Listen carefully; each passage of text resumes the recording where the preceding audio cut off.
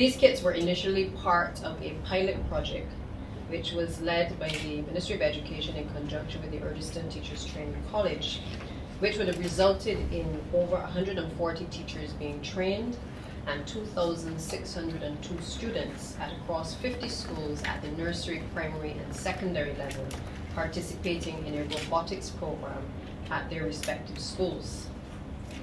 With additional resources becoming available at the end of the last financial year, at the end of March, the Cabinet of Barbados, however, agreed to the procurement of an additional 4,782 kits, or rather a further allocation of Barbados $1.6 million. This would allow us to now increase the number of students and teachers who could participate in the program for the start of the September term, which would allow us to have 16,508 students being able to have access to these robotic kits. The total investment on this project to date is about $2.7 million Barbados, and government remains committed, funds permitting, to the full expansion of the program to all schools over the course of the next few months. So why robotics? I think it is fair to say that the world as we once knew it is changing, and it's changing before our very eyes, and I think this has also become more apparent during this particular pandemic.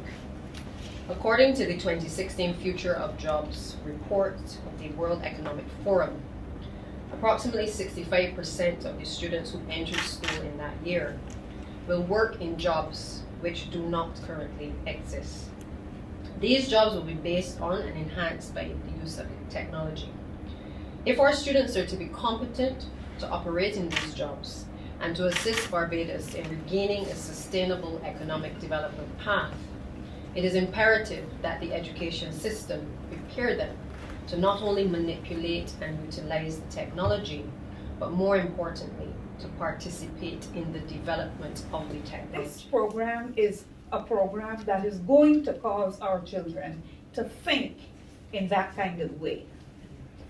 As the minister said, we would have exposed a number of teachers to training during the course of last year. We had to do it online.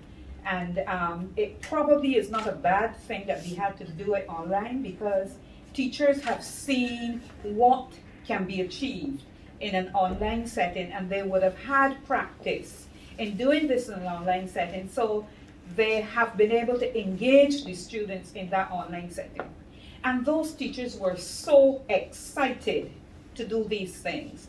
I remember sitting and watching the presentations that they did, and hearing teachers testify about how it was likely to engage the students that they were having difficulty engaging, because they recognized that their level of engagement was such that they spent many hours in the night before going to sleep doing the practice and engaging and developing the activities for their coding. So they recognize that it is something that is likely to engage the students, and when students are engaged, they are less likely to present problems. So the fact that the government has recognized that this is the kind of activity we need to be investing in at this time is a positive for Barbados, I think. It comes at a time when we have all been brought to the reality that we need to diversify our economy.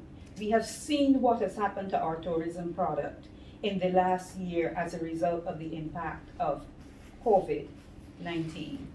And therefore, the government would have made a correct move in going towards coding and robotics, because everybody recognizes now that this is one of the activities that is going to allow us to diversify our economy and prepare our students to engage in good, sustainable employment that can bring the kind of foreign exchange the government needs in order to put our economy back on a growth trajectory.